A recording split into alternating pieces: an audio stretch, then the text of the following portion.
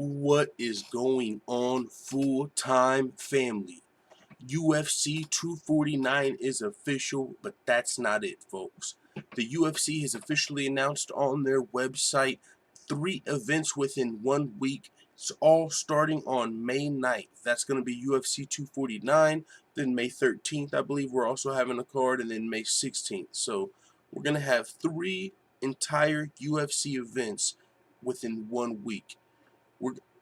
I'm fucking pumped, and I think it's gonna happen. There's been an essential business clause in Florida where the WWE and places like that have been allowed to operate, and I feel like doing it in Florida is a lot safer than doing it actually on a fight island, because you're gonna have access to the proper medical staff and all of that stuff that you're gonna need, right?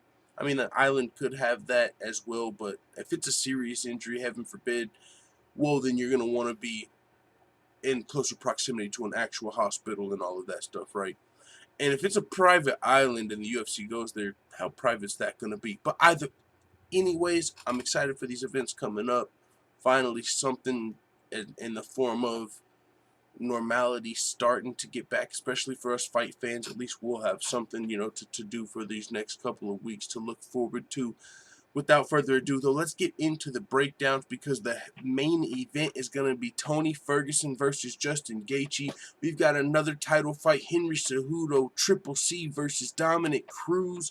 We've got Francis Ngannou versus Jairzinho Rozenstruik. Jeremy Stevens versus Calvin Kattar. We got motherfucking Jorgen De Castro versus Greg Hardy. Motherfucking Donald Cerrone versus Anthony Pettis. That has shades of McGregor versus Diaz all over it. We got Fabricio Werdum versus Alexei Olynyk. All of these fights are fucking bangers. This fight, Olynyk versus Werdum, 2 of the best submission artists in MMA heavyweight history going at it. This fight was supposed to happen. I was pumped in the past, but Olynyk had to fall out like Walt Harris. So somebody had to step in. It didn't happen, but it's happening now. Carla Esparza versus Michelle Waterson. That's a great fight. Former UFC strawweight champion taking on the Karate Hottie. We got Jacare Souza versus Uriah Hall. Vicente Luque versus Nico Price. And of course, last but not least, Thug Nasty, undefeated, Bryce Mitchell versus Charles Boston Strong. Rosa. Stacked. A to Z, 1 to infinity. Stacked. We're going to start at the top of the card this time. We're going to switch it up. We're going to actually start with Ferguson versus Gaethje on the breakdown. So let's get straight into it, man. You see the X's. You know where I'm going. Let me break down why. This fight, the main event, man, I'm going to have to go with Justin Gaethje. This is a phenomenal fight, Ferguson versus Gaethje. We don't actually get Khabib because, of course, Khabib is now royalty, and he doesn't need to risk his life for a petty paycheck from the UFC and just to please the fans. He's good. He's quarantined up over in Dagestan. He'll see you when he sees you after Ramadan. But we do get a replacement that's hard to complain about in Justin Gaethje, who's been willing to risk his life for our entertainment since before the Rona. These guys are both brawlers willing to go to war in the cage, but Justin Gaethje is a wrecking ball who does significant damage to anyone that gets in his way, while Tony Ferguson is like a rusty blade that carves life-altering scars into all of his opponents. You've seen Tony Ferguson's Wall of Destruction, and that's how I fear this fight may go. A rusty blade into a wrecking ball. Probably not great for the rusty blade. I fear Tony Ferguson's streak, partially due to inactivity and also Father Time. It's inevitably nearing its end. And even if he's able to find a way to get through the tank that is Justin Gaethje, who's just been sitting in the recovery fucking diabolical time chamber over there just healing up. He's a guy that's known for wars, but he's been just chilling and healing and just recovering. And that's even worse for his next opponent, which happens to be Tony Ferguson. And so that's not good for Tony Ferguson. And with that being said, even if Tony Ferguson is able to get through this tank, Justin Gaethje, that's more damage done to Tony Ferguson when he goes to fight Khabib. Unfortunately, by the time we get to Khabib versus Ferguson, we may no longer be seeing a prime Tony Ferguson for many reasons. Tony Ferguson's only been able to fight 1 time per year for the last 3 years, and he's now 36 years old, about to fight a fucking wrecking ball. By the time he fights Khabib, he's going to be going on 37 years old, coming off of a war with the fresh Justin Gaethje, going into a fight now with Khabib Nurmagomedov, who's fresh, because he's been chilling, he ain't been fighting, he's been doing Ramadan, so Justin Gaethje got to recover and then fight Tony Ferguson. Tony Ferguson had to cut weight twice, so he's going to be compromised in both of these fights potentially. So being 37 years old and compromised going against Gaethje and Khabib, to win both of those fights has got to be almost impossible. That being said, while this fight's fucking amazing, I see Justin Gaethje being a bad matchup for Ferguson. Even though Tony Ferguson is a bad matchup for everybody and impossible to count out, I got to give a slight edge to Gaethje, but it pains me to pick against Tony Ferguson, I'm not going to lie. Another factor helping me make this decision is the fact Tony Ferguson cut weight twice within a month due to him trying to prove a point to Khabib, which is not a great idea going into a fight with the savage like Justin Gaethje. Tony Ferguson just cut weight for his April 18th fight, even though it didn't happen. Now he's going to be fighting on May 9th, a month later, and he's cutting weight again. So, cutting weight does a little bit of damage to your liver, you know what I'm saying? Like, it's not good for it. And so to be cutting weight twice within a month at 37 years old, and we know Justin Gaethje will he'll knock you out with body shots. That's just not good. It's not a good mix. So Tony Ferguson can come out on top, although I'm picking Gaethje. But then, like I said, if Ferguson comes out on top, now he's going to be coming off a war with Gaethje, and then in a few months, even though he's got 4 or 5 months, going straight into a fresh Khabib. And that fight's already cursed. That's another topic for another day. So, can't wait for this fight, man. Ferguson versus Gaethje. These guys both bring the war. And that's what this fight's going to be. It's going to be phenomenal, but that's what this card's going to be. So, let's move on. We got Triple C versus Dominick Cruz. This one for me, man. Dominick Cruz, he hasn't fought since getting styled on by Cody Garbrandt. Breakdance. Fuck you talking about. Pop lock. Fuck you talking about. Anyways, since getting styled on by Cody Garbrandt back in December of 2016. That's the last time Dominick Cruz fought. December of 2016. He got this fight because Aldo got quarantined in Brazil, but Aldo shouldn't even have been in this fight. This is really supposed to be Aljamain Sterling's fight, but he's not near as big of a name or a draw, so he's been getting overlooked, unfortunately. I have to pick Cejudo to win versus Dominick Cruz because even though Dominick Cruz has shown us he can come back from injury in the past, and it's actually about the same time frame, 3.5 years, he's done it in the past. It wasn't when he was 35 years old, and it wasn't against Triple C. His last comeback fight, he got you could call it a warm-up fight against Takeya Mizugaki, knocked him out in the first round, and then he fought to a split decision with TJ Dillashaw. So he didn't immediately jump into the title fight like he is now. He's immediately coming off of a hiatus into the fire with the fucking Triple C, triple champ, fucking Olympic champ, flyweight champ, bantamweight champ. He wants to be the featherweight champ, but you know what I'm saying? He's still in his prime Olympic wrestling champion. That's a little bit of a different first fight off the couch. You know what I'm saying? So Triple C, I believe, is going to be a little bit of a different test coming off of an injury, and even with age, it's got to be that much harder. With comfortability, with age, you're not as hungry to be the champion again. You got a comfortable job. Even if you were to fail this fight, you're set as far as commentating is concerned. You're not as young as what was that, probably 7 or, it was in 2011. That was 9 years ago. So Dominick, when he came back from his first injury, he was 24 years old. Recovering from an injury when you're 24 is a lot different than recovering from an injury, or 27 is different than when you're 35 or 30. It's different. So I gotta go with Triple C, man. I gotta ride with Triple C. We'll see if he brings any props to the weigh-ins. I'm looking forward to the whole fucking shebang. Moving down to Ngannou versus Rozenstruik. Yo, I know a lot of you guys probably expect Ngannou to come in and put the hammer on Rozenstruik, and for good reason. I don't even know, man.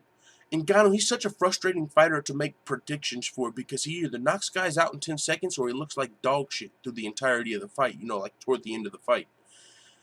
I got no idea how his cardio or grappling is going to look in this fight, if they'll be tested, which I don't think his grappling is going to be tested by a kickboxer like Rozenstruik. But either way, his cardio, we don't know how that's going to look in this fight because he's knocking everyone out in the first round. But at the same time, how do you pick against somebody that's knocking out the best heavyweights in the world in 10 fucking seconds, you know, in the first round? He's literally knocked out 3 of the best heavyweights in the world in his last 3 fights. Francis Ngannou we're talking about. He knocked out 2 of the best wrestlers in the heavyweight division, Cain Velasquez, Curtis Blades, and one of the best boxers in the heavyweight division, former champion Junior Dos Santos. Now, on the other hand, he's going to be fighting Rozenstruik, who doesn't have near the accolades of any of those fighters in terms of wrestling or former UFC champion. He's a lot more unknown compared to those fighters, but he's just as dangerous. A lot of people don't know about Rozenstruik. He's undefeated right now in MMA, and he actually had about 90 pro kickboxing fights with a record of 76, 8-1. 76 kickboxing professional wins. That level of striking is not one you can count out against a guy, especially like Francis, who's going to be looking to come forward and knock you out. Jairzinho Rozenstruik has the ability to not only counter, but also land devastating kicks to the body. For him to be able to knock out over him in the 5th round not only shows his ability to defeat a high-level striker, but it also shows his ability to fight into the championship-level rounds. I think I'm going to be picking Jairzinho in this. Yeah, I'm going to pick Rozenstruik to win this fight. I mean, I'll break down why, but also every time it feels like I pick Francis to win is when he loses. And vice versa. But yeah, I'm going to pick Rozenstruik because he's a lot better than people give him credit for. It almost kind of reminds me of Holly Holm, Ronda Rousey, just not near as magnified. As far as people know Ngannou, know he's dangerous, but don't know much about Rozenstruik, but he's still dangerous. I think he's a lot better than people expect him to be, especially a casual fan who doesn't know anything about his kickboxing background. He's been training with the best in the world. First, he was training with Henry Hoof, with Tyron Sponge. But most recently, for his camp with Overeem, he went and started training with the American Top Team, who you know has the best trainers and teams and fighters in the world to train with. And so the fact that he's just training not only with Henry Hoof to move into American Top Team, he's training with the best trainers and fighters in the world, and that's dangerous. I'm picking Rozenstruik to come in here and get the upset, and I think it's gonna be a good fight though. It's gonna be a stand-up fight. Someone's probably going to sleep. I don't see it being Derek Lewis versus Ngannou. I think Rozenstruik might come in here and get the knockout. Might be off a counter, might start with the kick to the body, but man, that's how I see it. Next, this is a fight for the fucking hardcores right here. This fight is a fucking doozy. Holy shit, this card is ridiculous. It's hard to even think about this fight and make a prediction without releasing some sort of like primal fucking scream at the MMA gods. Yeah! Thank you! In part, thanks to Jeremy Stephens, and in part to the matchmakers who paired him with another guy like Calvin Kattar, who's more than willing to stand and bang with any fellow featherweight that thinks he stands a chance. Calvin Kattar is technically superior to a lot of guys as far as striking is concerned and boxing is concerned, but he's dangerous. He drops dudes dead, just like Jeremy Stephens. Jeremy Stephens drops dudes dead. Somebody's probably going to fucking be stretched out at the end of this fight. Calvin Kattar, he's only lost to some of the best featherweights in the UFC in Renato Moicano and Zabit, 2 of the top-ranked featherweights in the world. He's picked up impressive wins over Ricardo Lamas, Shane Burgos, and Andre Fili. We all know the little heathen Jeremy Stephens. He always has a chip on his shoulder, and he's been ready to prove he's one of the best featherweights in the world, and he wants to prove it in devastating fashion, but he's currently riding a 3-fight losing streak to Jose Aldo, Zabit, and Yair Rodriguez. The Yair loss was a little disappointing, and Calvin Kattar is dangerous with the capital D. I really want to give the edge to little heathen Jeremy Stephens because not only does he need the win to snap this skid, but I could also see him potentially trying to get this fight to the ground, trying to use his experience, his veteran savviness to take advantage of an area where he might have an edge against Kattar, which may be the ground game. But at the same time, Jeremy Stephens is always willing to stand and trade, and if he knows that's what Kattar wants to do, he's got an ego, and he's willing to go in there, and he's willing to fucking throw caution to the wind, which is going to be dangerous, I think, for Jeremy Stephens. So it's a tough fight to call. I mean, so is Pettis versus Cerrone, which we're going to be talking about soon. But I think I'm going to have to give the edge in this one to Calvin Kattar. I couldn't bet money on him because Jeremy Stephens is one of the most experienced and skilled fighters Kattar's ever fought. And Jeremy Stephens' back is against the wall right now, so it's hard to pick against that. It's hard to pick against Jeremy Stephens, a veteran with his back against the wall, against Calvin Kattar. So, but if Jeremy Stephens was to win this fight, I think he's going to have to make it a firefight or take Kattar down, as I mentioned earlier.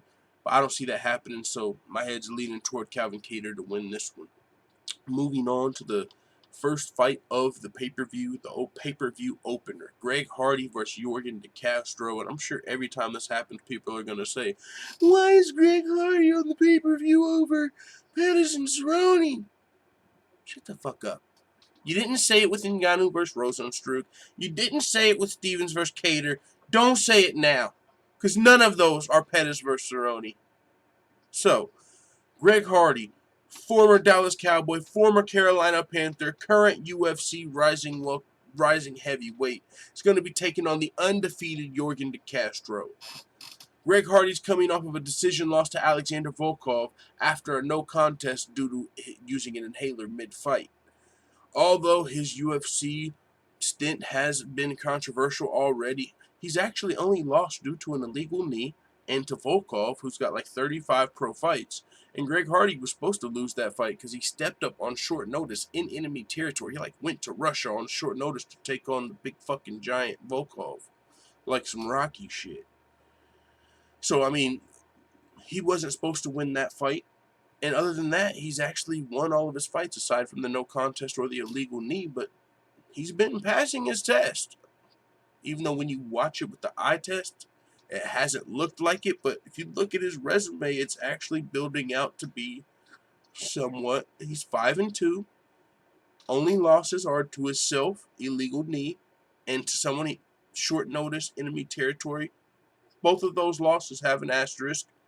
He's doing fine, man. And now he's going to be taking on Yorgan de Castro, who's undefeated. But honestly, he hasn't fought anybody that's proven UFC caliber in his career. And he hasn't fought anybody with the size nor athleticism of the former Dallas Cowboy and Carolina Panther, Greg Hardy. So I got to take Greg Hardy to win this fight. Probably first round knockout.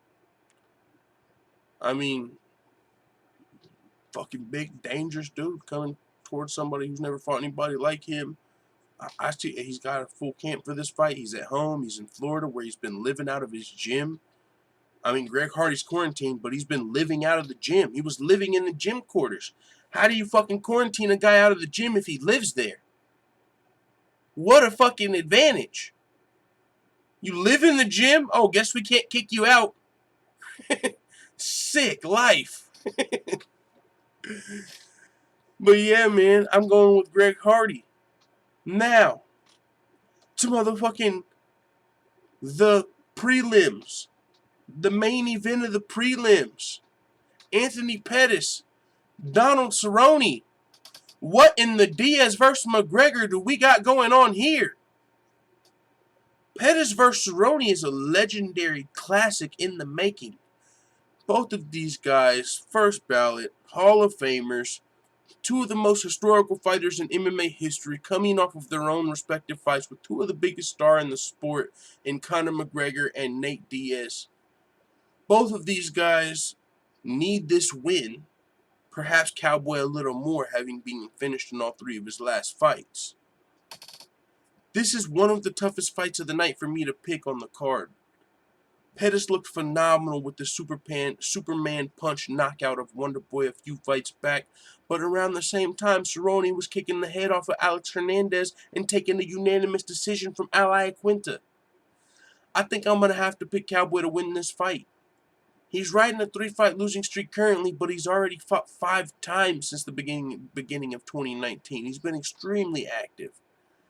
I don't know if that's good or bad for Cowboy, honestly, to be fighting this often at this age, coming off of the way he's lost, not taking a break, coming off of 3 finishes, getting right back on the horse.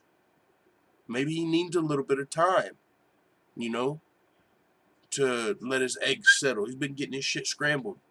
But a lot of them have been injuries, actually. It ain't like he's just been getting his head banged, fucking punched, and you know what I'm saying? Just getting pounded out. It's been an eye injury, you know, but still, you don't know if that's an advantage or not. Does he need a break to heal up before he comes and fights a killer like Pettis? We will see, but either way, I mean, Anthony Pettis, he's currently riding a 2-fight losing streak, most recently to Diego Ferreira after Nate Diaz. But Pettis is still extremely skilled and dangerous in this fight, so I'm going to have to go with Cowboy. It's a toss-up for me, and I'd almost rather just watch than pick this one. It's tough to, I mean, I don't see Cowboy going out like that, man, especially not after, you know, he's making his son public and all this little rush, and come on, Cowboy can't go out on a 4-fight losing streak like that. Just came off a fight with McGregor. He can't go out like that, man. It's hard for me to pick Cowboy going out like that. So I'm definitely picking Cowboy to win this fight. They both, I mean, if you look at who he's been losing to, Pettis, to be fair, even though he's one of, like I said, one of the all-time greats, most historic fighters, lightweights of all time, Anthony Pettis right now is not Conor McGregor, Justin Gaethje. Who else did Cowboy lose to? He's just straight fucking killers. You know, Gaethje, McGregor, and who else was it? Ferguson. That's Cowboys' last 3 losses. Tony Ferguson, Justin Gaethje, Conor McGregor. That's fucking killers. So, I mean, Pettis can join that list, but I think this might be where Cowboy is actually able to snap this skid, and that's what I'm picking to happen. I'm rolling with Cowboy down the Old Town Road. Next, fucking rub my hands together like Birdman for this one. We got a heavyweight fucking classic going down. Heavyweight jiu-jitsu, fucking 2 of the best grapplers as far as jiu-jitsu is concerned, the heavyweight division has ever sniffed.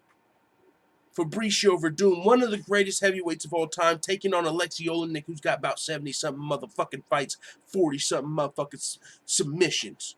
Like 56 wins, 45 submissions. Taking on Werdum, who's known for submitting some of the greatest heavyweights of all time, and the Fedors, Emelianenkos, and the Cain Velasquez's, and the Junior Dos Santoses of the world. Fabricio Werdum at one point, before Stipe Miocic, was for sure, if he would have beat Stipe Miocic, would have been known as the greatest heavyweight of all time, and that one loss, you know, is the only reason he's not known as that right now. But Fabricio Werdum, I know as a fan back in the day, I was at one point considering him as the greatest heavyweight of all time. Like, okay, he beat Stipe, man. I don't know what else to say, except for he's the greatest. But then Stipe came and dethroned him right before I crowned Fabricio as the GOAT of heavyweight. So I got much respect for Fabricio Werdum, and that's why, and knowing how good he is at, you know, as a black belt in jiu-jitsu, to see this stylistic matchup between him and Alexei Olynyk right now, like, I'm giving the edge to Fabricio Werdum because in my head, right, Alexei Olynyk, he's so good at jiu-jitsu and submissions, but a lot of guys aren't prepared for the Ezekiel choke. He'll walk up and get it on you while he's fucking standing up, while you guys are still standing. You know, he'll be getting clipped up on the feet. I think Fabricio's got the better striking, of course. As far as if it was just a pure jiu-jitsu match, I might give it to Alexei. But honestly, I don't think he's going to be able to just walk up and pull fucking Fabricio into a standing Ezekiel choke. He can catch Fabricio. If Fabricio wants to engage in some grappling, he can get caught. They're both black belts. He can get caught. But I think Fabricio's more well-rounded, and I don't think he's going to be able to fall into some of the traps that Alexei can set up some of the less experienced guys with. So that's why I'm giving the edge to Fabricio, but he better be careful. He's going to have to keep this fight standing, because if not, it's anybody's fight. He's the better striker, but if this goes to the mat, it's anybody's game.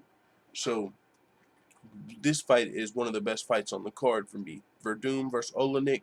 That's why this shit is so stacked.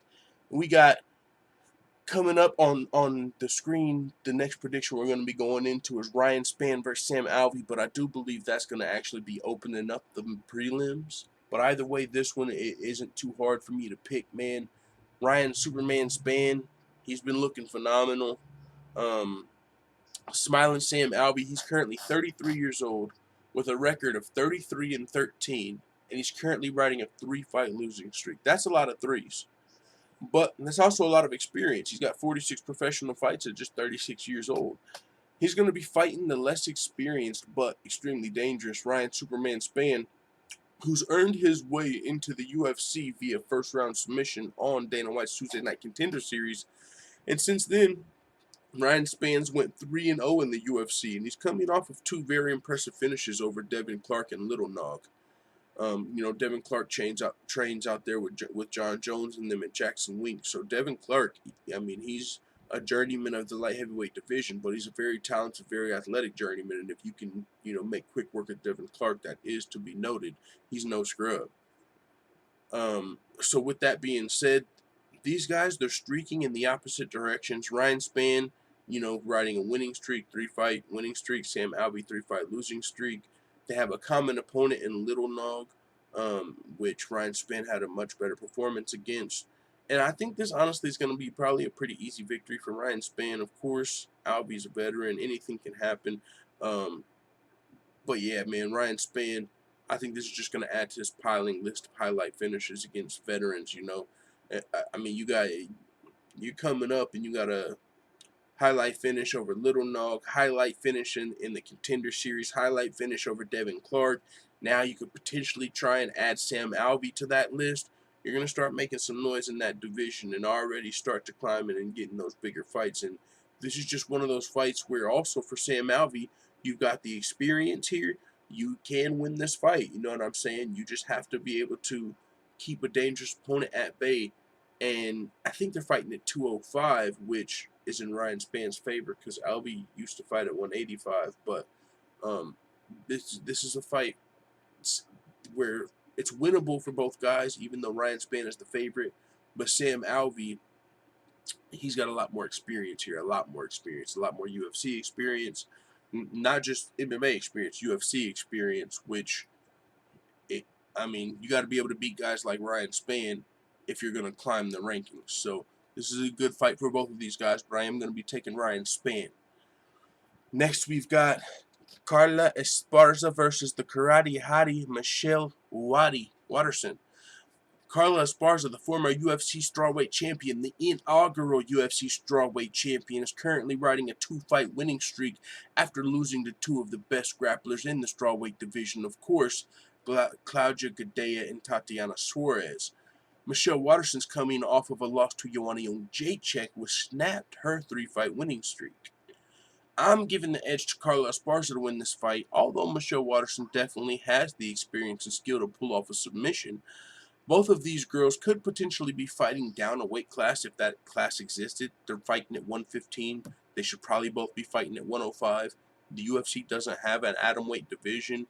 But since they're both similar in size and skill, I'm going to give the edge to the grappler. If Carla Esparza is going to lose, I think it's going to have to be to the bigger girls of the division. You know what I'm saying? Because she's got really good wrestling. And anybody that's her size, she's going to be able to kind of do what Tatiana Suarez does to girls and just fucking put them on their back, lay them down, grind out a decision if need be. And I think Michelle Waterson is one of those girls who should be fighting at atom weight, and it really shouldn't be hard for Carla Esparza to come in here and get a bunch of takedowns and win this fight. But like I said, Michelle Waterson, very experienced, very skilled. She can pull off a submission, don't counter all the way out, pull off a triangle choke. Wouldn't mind seeing that. Hey, no, just kidding. But either way, I'm picking Carla Esparza to win this fight. And oh boy, next, Jacare versus Uriah Hall. But that's not the crazy part. You know it's crazy times when we come into a matchup with Uriah Hall and Jacare. And I tell you, one of these fighters is on a 2-fight winning streak. One of these fighters is on a 2-fight losing streak. You're going to think it's the other way around. You're going to think Uriah Hall's on a 2-fight losing streak, Jacare 2-fight winning streak. But no. Currently, Uriah Hall, 2-fight winning streak. Jacare is skidding. He's down 2 fights. He needs this win. Jacare's returning to 185 pounds after losing, I believe they're fighting at 185. His last fight was at 205. He lost a split decision to Jan Blachowicz. But he's still been phenomenal in 3 of his last 4 fights, man. Jacare lost a razor-thin split decision to Kelvin Gastelum. He knocked out Chris Weidman. He fought to a split decision with the light heavyweight. Jacare's still been looking good. He just hasn't, hasn't got the win in the last 3 fights. But, I mean, he's still had some impressive fights within this time. Uriah Hall, on the other hand, he lost to Paulo Costa, and since then he's picked up a couple wins, but not against guys like Jacare. And so I'm for sure picking Jacare to win this fight. I'm probably more confident than I should be, just because I'm such a fan of Jacare, and I know how skilled he is. And even though he's lost these fights, I mean, he might have beat Kelvin Gastelum. You know how good Kelvin Gastelum is. He knocked out Chris Weidman. We know how good Chris Weidman is. Razor thin split decision with a guy up a weight class. Jacare's like fucking 40-something years old. 40, 41 years old. Going up 20 pounds and taking on a guy that could be fighting for the title next in Jan Blachowicz. He fought a fucking split decision with the guy that's about to be fighting for the light heavyweight title. Jacare is a fucking monster. Uriah Hall's going to have to land some Musashi-esque spinning back luck kick to win this one. That's what it's going to have to be, guys. It's going to have to be some lucky spinning shit. I'm going with Jacare, my motherfucking dog. What you talking about? Anyways, we got 2 more fights to break down. Vicente Luque versus Niko Price. This is a rematch, actually, of a fight that Vicente Luque won in the 2nd round via Darce choke a couple of years ago. Since then, Vicente Luque is 5-1, only losing his most recent fight to Wonder Boy. He's now ranked number 13 at 170 pounds, and his only other loss in the UFC is to Leon Edwards, who could be fighting for the title soon. Niko Price is dangerous, and he's shown the ability to knock fighters out from any position, so Vicente Luque will have to play it safe. But I think he should be able to win this rematch, honestly. I'm taking Luque, but Niko's dangerous, and he can, in the fight at any moment. We've seen him on the ground, up-kicking guys, knocking guys out with hammer fist from the bottom. He's got power from sneaky places, man. So Niko is dangerous. He's skilled. Honestly, I'm interested that this rematch was even booked. I'm not sure where the demand came from. Maybe they just needed a fight, but these guys have already fought in the past, and Vicente Luque is just on a fucking tear right now, so I guess I'm picking Vicente Luque, but I mean, I like Niko Price. Why are we fucking putting him against Vicente? There's nobody else to match these guys up with. Maybe he wanted this rematch. Like, man, I want to get that one back. If I didn't get caught in that Darce, I'm fucking him up. Maybe. I hope. Don't just fucking... He already lost the fight. No fucking throw him... You know what I'm saying? It's my guy. Don't just throw him somewhere where he's got a good chance. Come on, man. Come on, man. Bullshit. I'm picking Vicente Luque, but I don't want to see Niko Price lose. I like both of these guys. I don't want to see Niko Price lose, but we've already seen this fight before, and that's what happened. And the only guy to beat Luque since then is Wonder Boy. I don't know. Maybe I'm missing something here. Yeah. If that fight plays out exactly how... If Vicente Luque just beats Niko Price, I'm going to be kind of pissed off that this fight even happened. I don't know. Maybe that's the one fight that I'm kind of scratching my head about. Why is it this? Okay.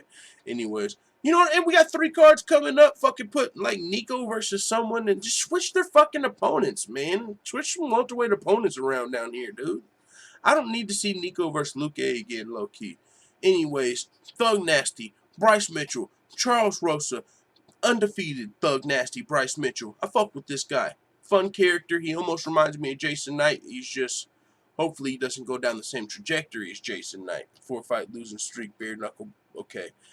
But with that being said, Bryce Mitchell, he's one of the funnest prospects coming up in the UFC, man, I believe. He's undefeated. He's always entertaining on the mic. 12-0. He's only 25 years old. 4-0 in the UFC. He's going to have his hands full, though, with Boston Strong Charles Rosa, who trains out of American Top Team and has 6 fights in the UFC over the last 6 years. It's tough to pick Bryce Mitchell to win this fight because Charles Rosa's been fighting at a higher level for a longer period of time, and he trains with the American Top Team, one of the, if not the best camp in the world, definitely one of. I'm gonna have to give the edge to Charles Rosa. Yeah, that's who I'm picking. But Bryce Mitchell is talented. I mean, he's undefeated. We did see him like lose a round on Tough, but that's not toward it's an exhibition match, so it doesn't count. But he's undefeated as a pro. But Charles, he hasn't fought anybody like Charles Rosa, especially someone that trains out of American Top Team. So this is going to be a tough fight for Bryce Mitchell to remain undefeated in, but it's a possibility.